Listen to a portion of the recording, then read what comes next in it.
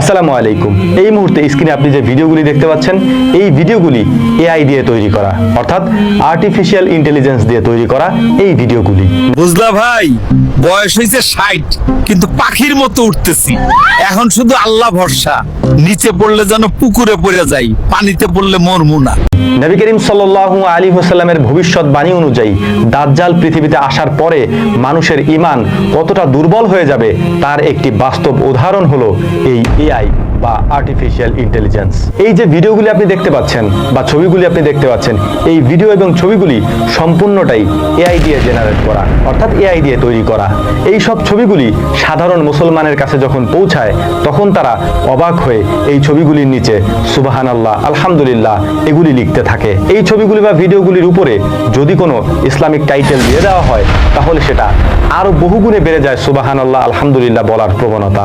আপনাদেরকে কয়েকটি গুরুত্বপূর্ণ এবং ইন্টারেস্টিং তথ্য দিয়ে রাখছি, আর সেইটা হলো সাম্প্রতিক এআই দাবি করছে তারা মৃত মানুষের সাথে জীবিত মানুষকে কথা বলিয়ে দিবে। অর্থাৎ যদি কোনো পরিবারের মানুষ মারা গিয়ে থাকে, তারা ওই পরিবারের মানুষদেরকে তাদের ওই মৃত মানুষের সাথে কথা বলিয়ে দিবে, এবং সেটা ভিডিও কলের মাধ্যমে। আপনি বিষয়টা কল্পনা করতে পারেন, একটা মানুষ পৃথিবী থেকে চলে গিয়েছে, মারা গিয়েছে, তার পৃথিবীতে সমস্ত ইতিহাস শেষ হয়ে গিয়েছে, ওই মানুষটার সাথে তার পরিবারকে কথা বলিয়ে দেওয়া হবে ভিডিও কলের মাধ্যমে। আপনার কাছে বিষয়টা হয়তো অবাক লাগতে পারে, তবে আমাদের কাছে বিষয়টা মোটেও অবাক করার মতো না, কারণ এআই অর্থাৎ আর্টিফিশিয়াল ইন্টেলিজেন্স দিয়ে এই বিষয়গুলি করা একেবারেই সহজ একটা কাজ। কিভাবে সেটা তারা করবে? এই ভিডিও কলের মাধ্যমে মৃত মানুষের সাথে জীবিত মানুষদেরকে কিভাবে কথা বলিয়ে দেওয়া হবে তার ছোট্ট একটা নমুনা আমি আপনাদের সামনে উপস্থাপন করছি। এআই কে যদি আপনি কোনো ছবি দেন, এআই ওই ছবি অনুযায়ী ছোট্ট একটা ভিডিও আপনাকে তৈরি করে দিতে পারে।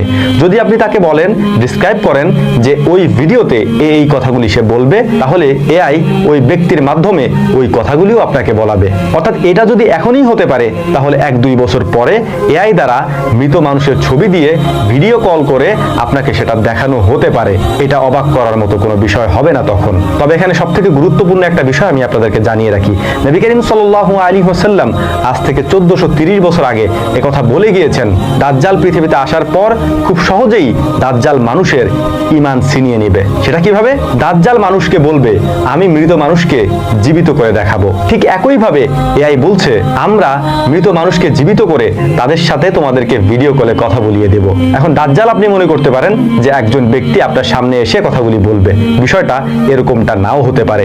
দাজ্জাল একটা ফিতনার নাম, এই ফিতনাটা হয়তো এই এআইয়ের মাধ্যমেও হতে পারে। যেমনটা এআইয়ের মাধ্যমে বিভিন্ন ভিডিও, বিভিন্ন ছবি আমাদের সামনে ভিডিও আকারে প্রকাশ করা হচ্ছে, আমরা যেমনটা তাদেরকে দেখতে চাচ্ছি তারা ঠিক তেমনটাই বানিয়ে দিচ্ছে। এই বিষয়গুলি মোটেও কম গুরুত্বের বিষয় না। শেষ জামানায় মানুষের সামনে দাজ্জাল এসে যদি বলে যে আমি তোমার পরিবারের কাউকে জীবিত করে তোমার সামনে নিয়ে আসব, তখন আপনি হয়তো অবাক হবেন, এটা কিভাবে সম্ভব? যেমনটা আপনি এখন অবাক হচ্ছেন, এআই যদি আপনাকে বলে যে তোমার পরিবারের মৃত ব্যক্তিকে তোমার সাথে আমরা ভিডিও কলে কথা বলিয়ে দিব, তাহলে যেমন আপনি অবাক হবেন, হয়তো তখনও আপনি অবাক হবেন, কিন্তু এটা বাস্তব, এটা সত্য। নবী করিম সাল্লাল্লাহু আলাইহি ওয়াসাল্লাম তাদের ব্যাপারে যেমন ভবিষ্যৎবাণী করে গিয়েছেন, যেমনটা এআইয়ের মাধ্যমে বর্তমানে ঘটছে, এটার মাধ্যমে বিশ্লেষকরা মনে করছেন, ইসলামী স্কলাররাও মনে করছেন, এআই একটা ফিতনার নাম, যেই ফিতনা দিয়ে মানুষের ঈমান খুব সহজেই গ্রাস করে নেওয়া যায়। এখন অনেকেই বলবেন, এটা তো একটা টেকনোলজি, তাহলে আমাদের করণীয় কি? করণীয় একটাই, আপনি ইসলামের পথে অবিচল থাকুন এবং নবী করিম সাল্লাল্লাহু আলাইহি ওয়াসাল্লামের দেখানো পথ অনুসরণ করুন। এর পাশাপাশি অবশ্যই আপনি ইসলাম সম্পর্কে বেশি বেশি জ্ঞান অর্জন করেন, তাহলেই কেবলমাত্র আপনি এই বিষয়গুলি থেকে, এই ফিতনাগুলি থেকে দূরে থাকতে পারবেন। আশা করি আমার কথাগুলি বুঝতে পেরেছেন। যদি বুঝতে পারেন তাহলে অবশ্যই আপনার জন্য ভালো হবে, আপনার পরিবারের জন্য ভালো হবে, ইনশাআল্লাহ আপনার ঈমান মজবুত থাকবে। শেষ জামানায় এটাই সব থেকে গুরুত্বপূর্ণ, নিজের ঈমানকে অবিচল রাখা তাওহীদের উপরে, এক আল্লাহর উপরে, যাতে করে কোনোভাবেই আপনি আল্লাহর একত্ববাদে বিশ্বাস করা বাদে অন্য কোনো কিছুতে বিশ্বাস করে না ফেলেন। এজন্যই আমরাও আপনাদেরকে বারবার সতর্ক করি, অবশ্যই তাওহীদের ব্যাপারে, আল্লাহ তাআলার একত্ববাদের ব্যাপারে কোনো কম্প্রোমাইজ করা যাবে না। আশা করি কথাগুলি বুঝতে পেরেছেন। আল্লাহ রাব্বুল আলামিন আমাদেরকে কথাগুলি বোঝার তৌফিক দান করুন। এর পাশাপাশি দুনিয়াতে দাজ্জালের ফিতনা থেকে রব্বুল আলামিন আমাদেরকে হেফাজত করুন। ওয়া মা তৌফিকি ইল্লা বিল্লাহ। নাসরুম মিনাল্লাহি ফাতহুন কারীব ওয়া আখিরু দাওয়ানা আনিল হামদুলিল্লাহি রাব্বিল আলামিন। আসসালামু আলাইকুম ওয়া রাহমাতুল্লাহি তাআলা ওয়া বারাকাতুহু।